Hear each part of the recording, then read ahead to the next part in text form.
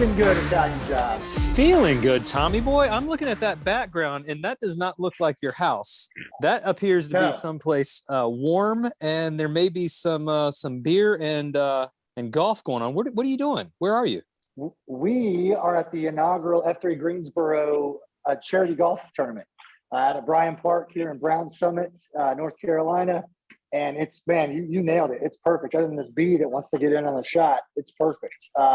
We're looking at 79 degrees, 38% humidity, and just over $12,000 raised in a short amount of time. That's going to go to the Servant Center here in Greensboro, which supports homeless veterans. And it's been, for somebody who doesn't golf, it's been a real treat to be out here today and watch these guys roll up, and guys left and right to be a part of their team.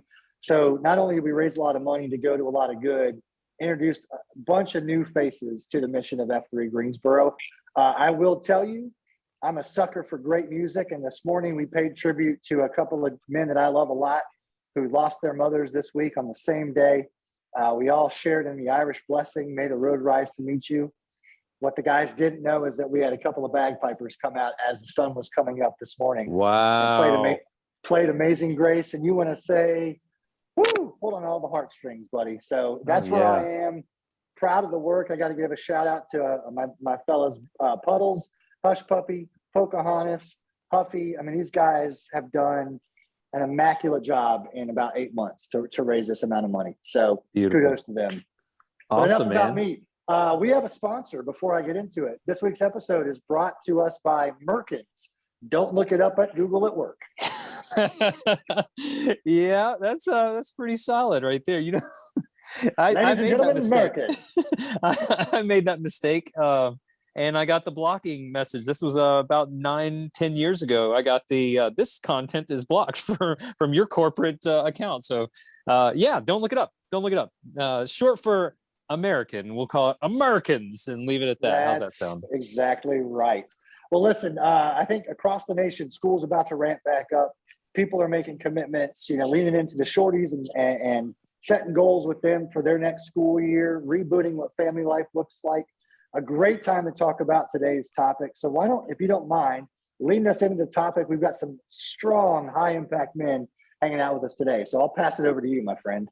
Yeah, man. So we're talking about 75 hard, and 75 hard it's not just a challenge for you physically, but this gets into emotional stability, strength, the king, the queen, it gets all of it. And what we have is we have 3 guests on the line from 2 different regions. So I'm going to go ahead and leave it there and let our guys walk through it. But before we get into what is 75 hard and what it does for you and where it takes you and why you should try it out, let's go through the line and we'll start off on my screen how I see it. We'll start off first with Michael Bolton. I got to know, Michael Bolton, how'd you get the name? How long you've been doing F3? Who brought you out? And then you kind of popcorn the next guy to do the same thing. So, MB, it's on you, man. Yes, thank you for having me. Ian Anderson, 38, Michael Bolton, F3 Charleston, South Carolina. I have been doing F3 for about 4 years now. Be 4 years in just about 30 days. I was EH'd by fellow PAX on the line with us, Joe Pa, before he even had a name. So we were FNGs on the same day. Joe Pa was, I'll let him tell who he was EH'd by. But he EH'd me the night before he even had an F3 name. So go ahead. Wait a minute, before we get to Joe Pa, how'd you get the name Michael Bolton? Sorry. So Michael Bolton, I have these tattoos up and down my arms that are faded and looking pretty gnarly from 20 years of sun that I got when I was 18 years old. And I was in this hardcore band, and the PAX were pretty curious about the tattoos. So I told them why I got them. I was looking to part for that hardcore band back in, 2001 or so. And of course, Michael Bolton was the fitting name. Obviously. Now back to the good part. Sounds like you dodged the Kenny G bullet if I was to be there. There is a video floating around out there of me singing "How Am I Supposed to Live Without You" to a PAX on his last post before he moved away. How am I supposed to live without you? It's way worse than that. Way worse. That's fantastic. All right, Joe Pa, he called you out, man. Tell us about yourself. How long you been in F3? How'd you get the name? Give us the good stuff. Yeah, Corey Bliss, 45. I got Joe Pa because I played football at the University of Pittsburgh. And unfortunately, being in Charleston, they didn't know that Pitt and Penn State really aren't rivals anymore. They'd have gone with the West Virginia, but anyway, I just slid under the radar. One thing Michael Bolton didn't tell you was Meatloaf was one of the other options. So it was Meatloaf for Michael Bolton. So he could have had a name that didn't have a great show tune to go with it. So, but I got by a guy named OG. And I was coaching OG's kid at soccer, and he kept telling me to come on out. And the only reason he got me there was he guaranteed me that we wouldn't run, and which ended up being funny. Not a friend. Yeah, that Michael Bolton and I ended up doing a 50K last year together. So it went from please don't make me run to now we run long distances for fun. Joe Pa, you got to get better friends, man. Yeah, I do. So much fun running those 50Ks. Oh, I'm sure. LinkedIn. Tell us about yourself, brother. Rick Swink, 37, LinkedIn, F3 Hampton Roads, EH'd by Funny Car, Nantan, connected with him on LinkedIn right after I moved to this area. I was in a sales job, and that was pretty much the only option in 2020. So showed up a couple weeks, I believe, after he sent me a message, and that was that. So that was December 22nd, 2020.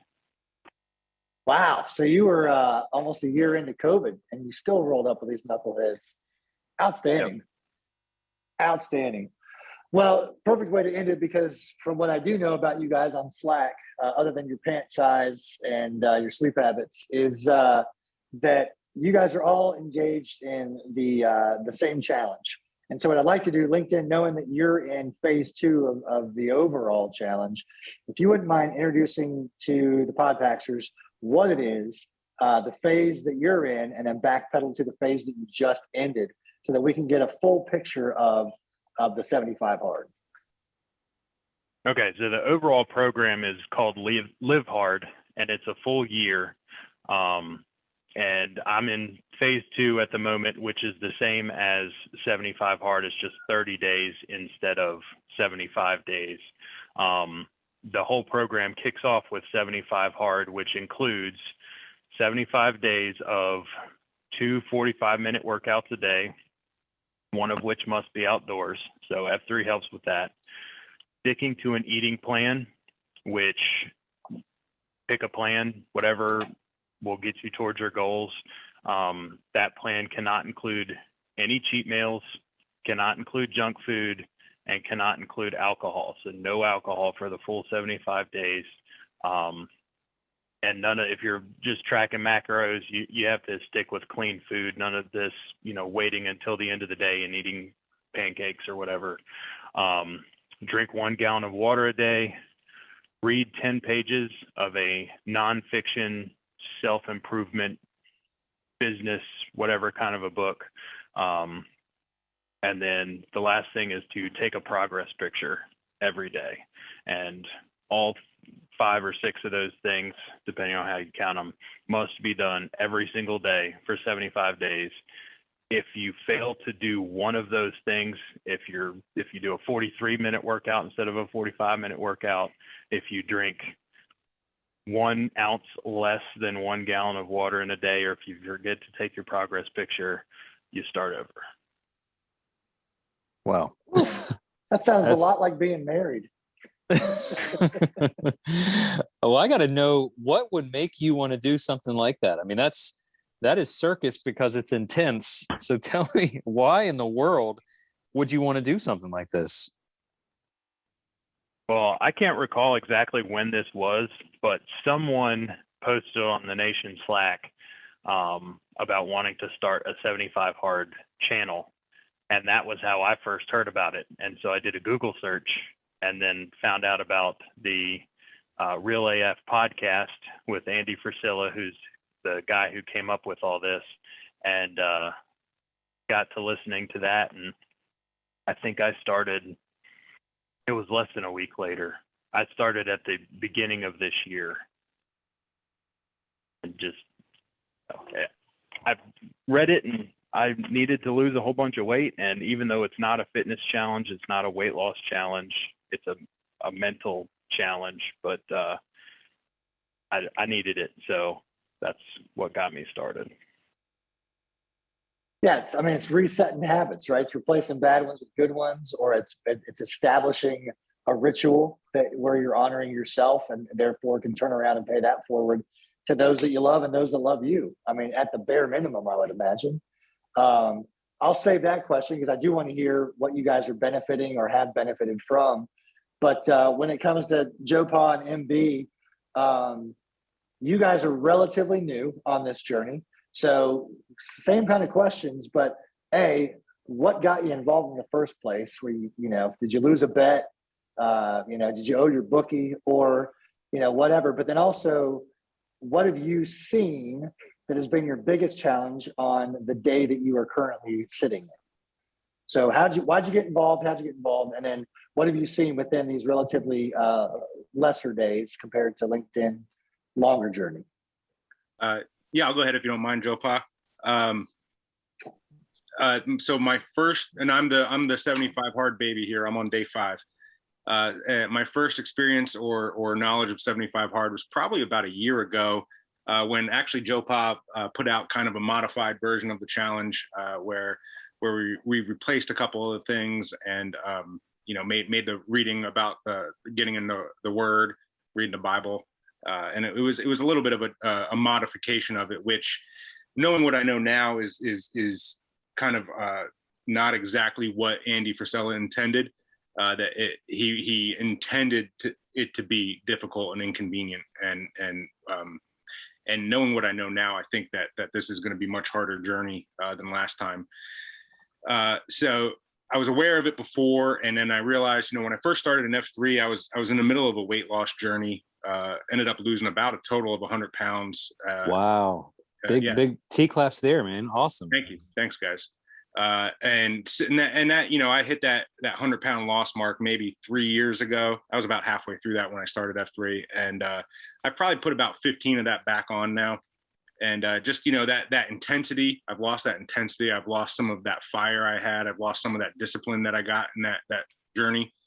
And every time I try to say, okay, starting this Monday, it's going to be different. I get halfway through the week and, oh, well, the guys are going out for beers. So I got to have beer and I got to have pizza with my beer. Right. So I really just felt like I needed a long period of an intentional discipline reset. Like LinkedIn said, this isn't a physical challenge. It's a mental challenge. It's a discipline challenge. And I just feel like I need to get my head right. And get back to the basics of how I was able to make all that progress in the first place. And I feel like that this is going to be a good way to do that. Most challenging thing so far for me has been the 2 separate workouts. F3 is nice and tailor-made for that first outdoor workout. I'm a pre-runner, but our pre-runs are generally not 45 minutes. And my understanding is that the workouts are supposed to be separated by about 2 hours. So again, trying to not modify it to what fits in conveniently with my schedule. What I've been finding myself having to do is, I waited for my wife to get home the other day, went out for my second run while she was making dinner and she could be with the kids. And the feels like here in Charleston at 5:30 in the evening was 101 degrees. And Wow. it was brutal. It was absolutely brutal. I felt like I was going to throw up out there. So far that has been the most challenging thing. And I think, we got a marathon coming up here in December, so we're going to be kicking off some marathon training. And I started thinking about, there's going to be Saturdays where I'm doing a long run of 18 miles. It's going to take me, somewhere in the neighborhood of 3 hours, and that's not technically going to qualify for the 2 separate workouts. That's one workout. And I'm thinking through that kind of stuff. When the rubber meets the road, am I gonna say, you know what, I'm gonna call that 2 45-minute workouts? My integrity is gonna give me a hard time with that. I think I'm gonna be going for lots of walks with my kids in the evenings while I'm training for the marathon.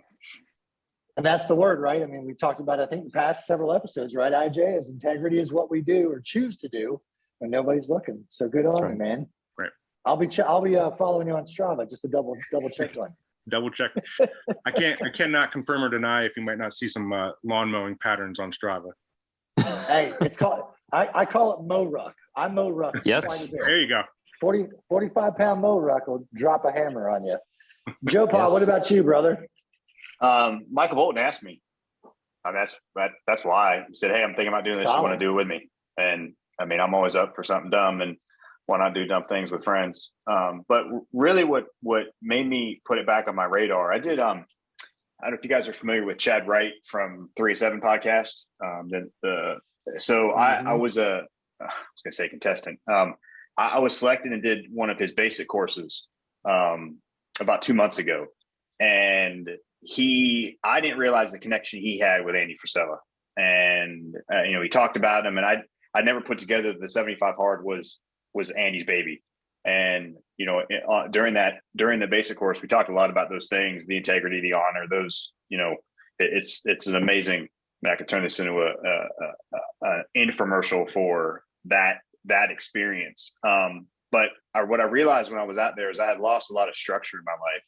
And when you lose the structure, it's easy to drift. So I had drifted in many areas, and this is a way to refocus that, because it requires you to be super intentional about your schedule and plan in advance, and plan. Right now, I'm planning out the week for my workouts. Like, where am I going to post, and where am I going to meet my kids to work out? And so I've got it on a Saturday. I've got the next week laid out, and what I see in turn is it just helps me with my marriage. It helps me with my time in the Word. It helps with everything. So that's what I've noticed so far. Really, the hardest thing for me has been the reading, because I've gotten such in the habit of doing audiobooks that reading a physical book is just I've become lazy with the audiobook. So I find myself almost every night, it's 8:00, my notification goes off on the app, and I'm like, crap, I need to read, because I've listened to an audiobook all day. So in my head, so even after 38 days, it's still been a struggle. That's the last thing that I do every night. And typically, we were at a baseball game a couple nights ago, and I knew the game was going to end at 10, and I literally pulled out my phone, and my wife looked at me and she was like, "Seriously, you're going to read during the baseball game?" And I'm like, "Yeah, because day 34 is more important than this dumb game is." So that, for me, that's been the hardest part. So LinkedIn, I know that we've talked about the Live Hard program, and these are different phases. And it sounds like Michael Bolton and Joe Pa are in phase 1, which is the 75 days of those challenges. What is phase 2? What is entailed in phase 2? And then what is phase 3? So it's labeled a little bit strange. 75 hard is the first part, and then phase 1 actually comes after 75 hard.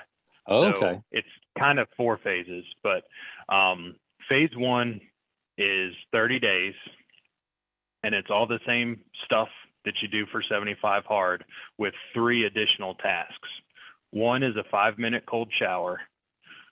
One other is a 10-minute dedicated visualization, just picturing your, ultimate dream life goals, whatever they are, and spending time dedicated to visualizing yourself in that life. And then third is completing 3 critical tasks off a power list, which again is goal specific. That can be making a phone call to somebody for your business. It can be sending an email. It can be, whatever, as long as it's not one of the other things on the 75 hard list.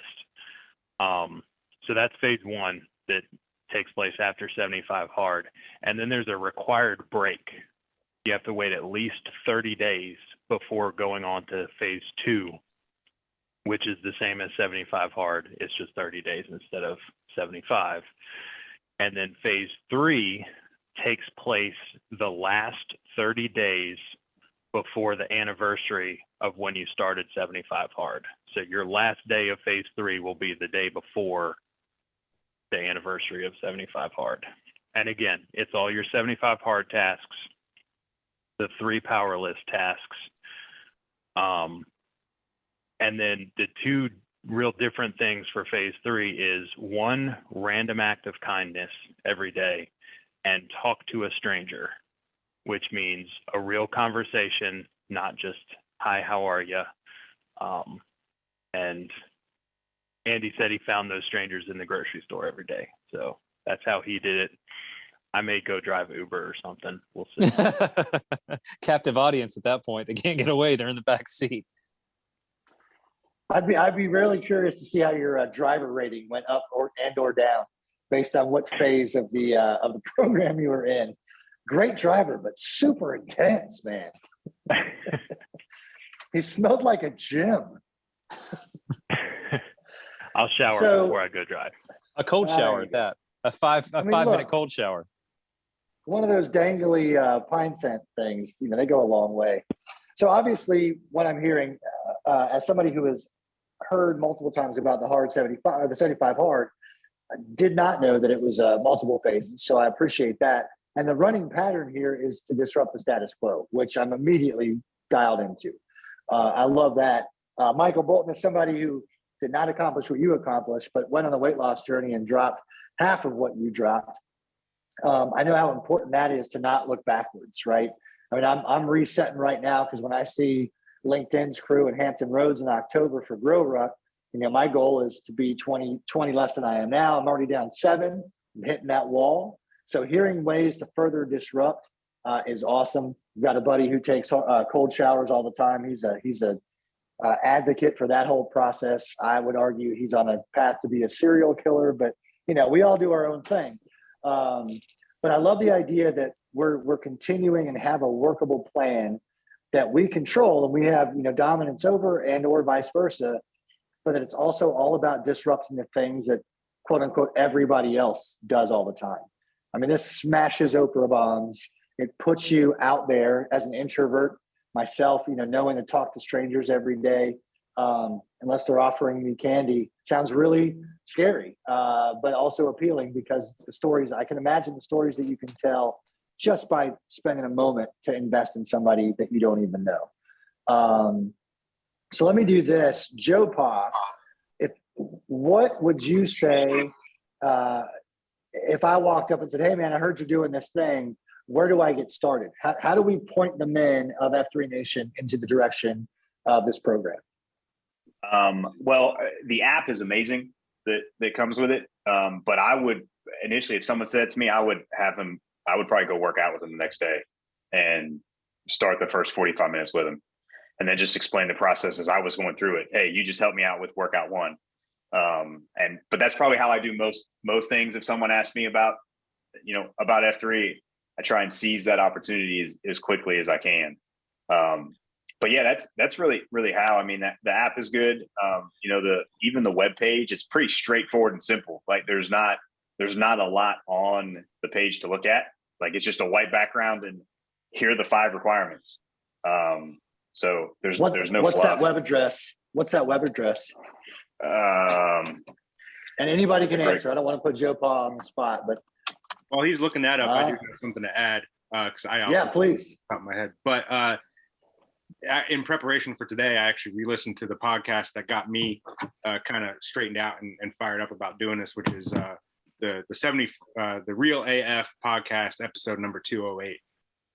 He combines. It used to be separated, and he takes 75 hard and then the Live Hard program and combines them into one podcast episode. It's about an hour and 20 minutes long or so, and he explains the whole program there too. And that was what initially got me fired up to reach out to my Shield Lock and to include Joe Pa and see if anybody want to go on this journey.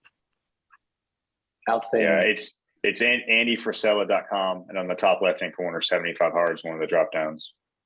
Perfect. We'll put that in the notes. I just want to make sure we get it out there, so if anybody's out in the shop or doing a mow ruck in their own yard, that they hear those words. So that's perfect.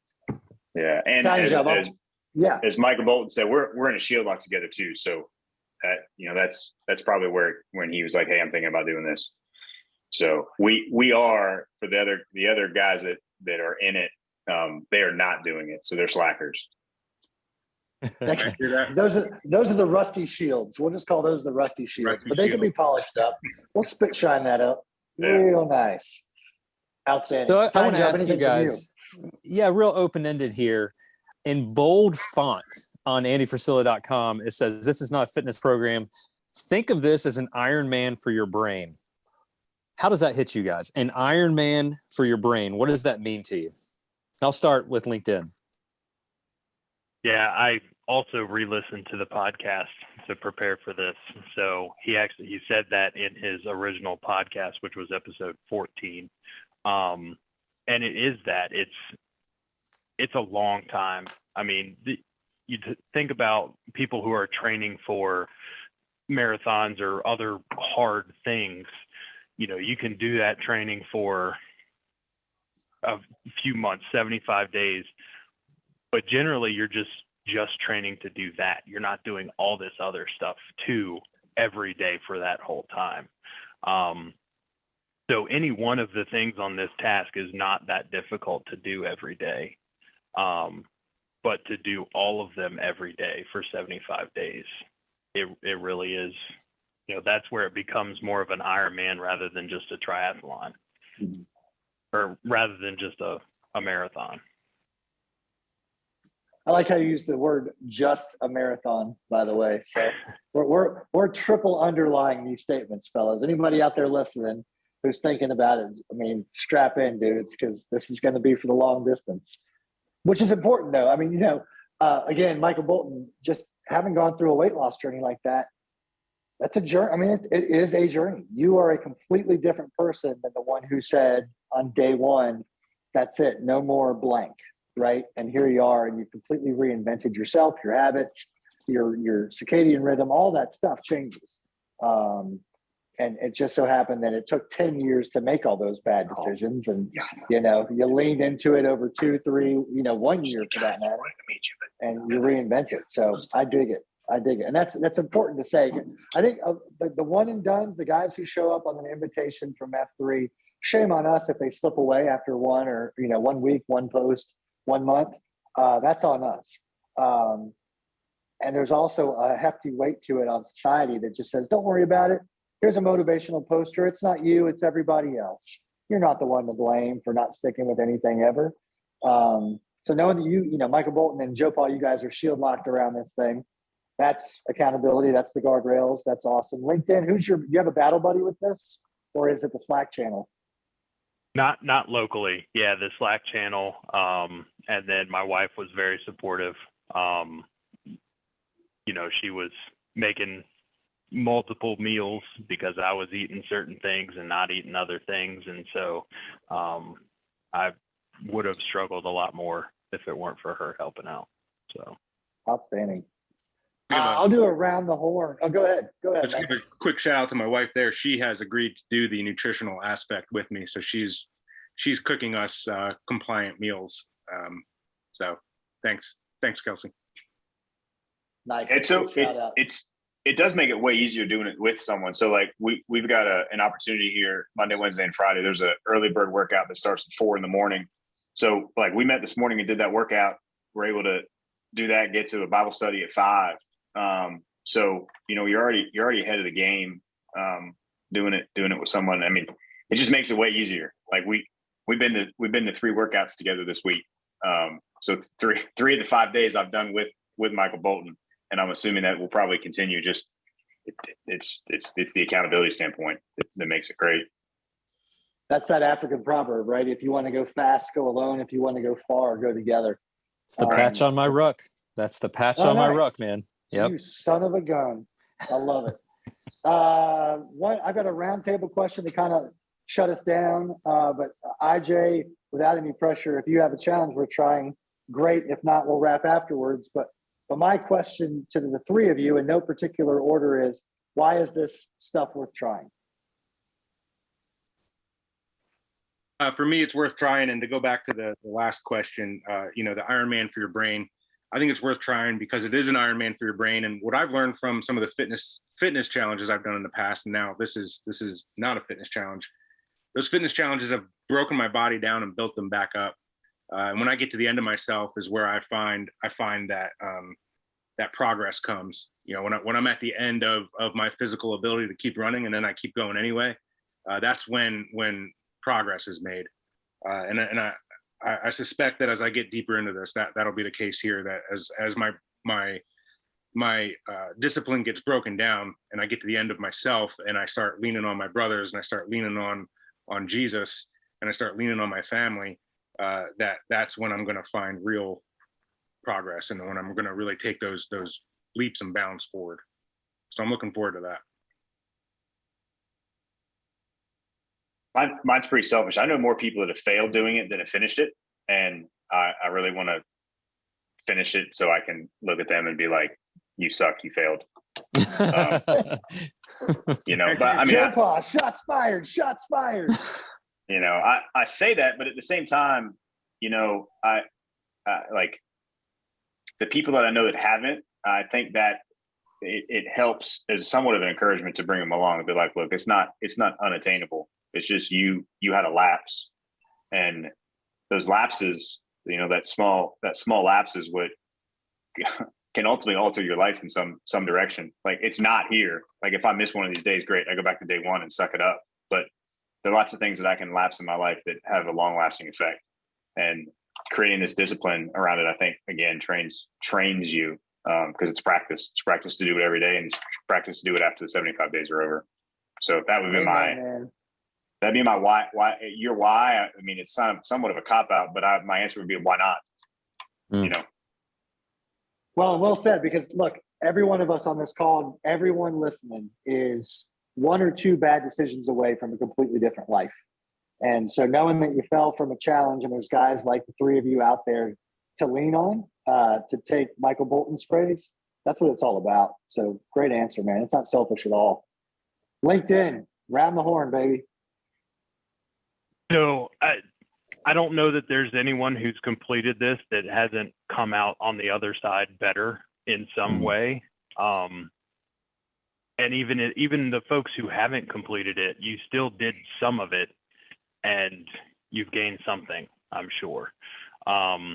You know, whether the goal is weight loss or it's just to do something hard. One of the books I read during 75 Hard was The Comfort Crisis by Michael Easter. Book. And he talks about doing one of those things that you've got a 50% chance at failing at. And this could definitely be on that list.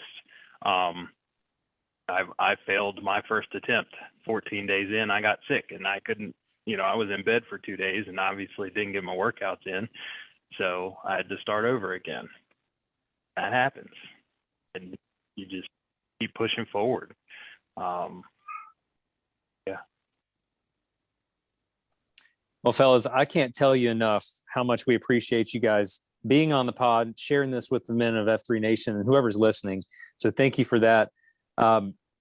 It's an inspiring story to hear that we have three men on different levels who are working their way through this at a few days in, you know, several days in and several months in. It's just, I think what I hear the most out of this is it takes intentionality. It takes your willingness to put the comfort that's in our faces. Let's be honest. Everything that we do today is made to make things comfortable. I mean, we literally drive to workouts in cars with the air conditioner pumped at a certain temperature. We have a bottle of water that's kept at a certain temperature. We have a mobile device where we can access information at any given moment.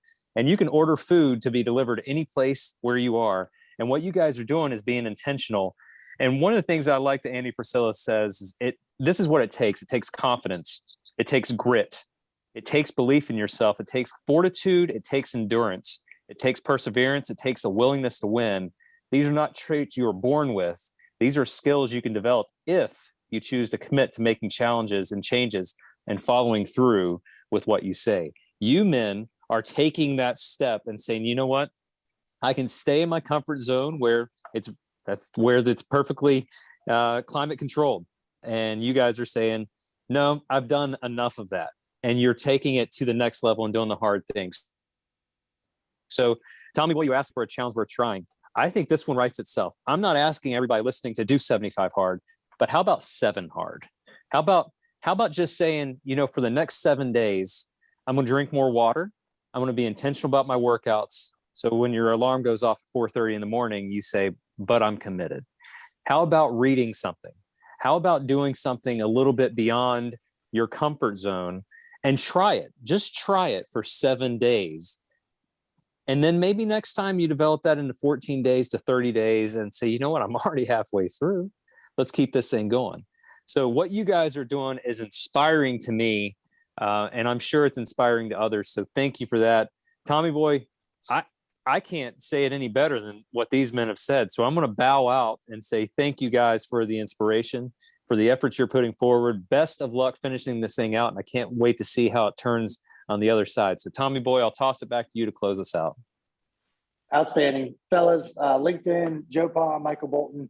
Can't say thanks enough. In fact, I will do this on the airwaves. I'll commit to starting the Hard 75 this coming Monday. That puts me, by the time I'm done with Grow Ruck, it'll screw me up. So I'll just start back over. But that's okay, because It won't. we could all stand. We could, won't? Is my math wrong? No. If I start, Well, because if you're doing a grow ruck, because I went and I helped with support at GTE 26 and I was in the middle of phase 1. What you're doing between the workouts doesn't matter. So if you're rucking for 12 hours, that's 2 workouts. Does it count? Can you come alongside me at Hampton Roads and read to me? Does that count as my book? I'll be there. All right, good. Enough said. Well, I'm committed. Look, shaking up the status quo is tough to do alone. It's tough to do as a group, but here we are doing it. So T-claps to you guys for what you're doing. Thanks for carving out time and making it happen. If nobody's told you else today, in the words of Hello Kitty, fellas, I love you. The way I would say it is, love you, mean it. And to the Podpaxers out there, be good or be good at it.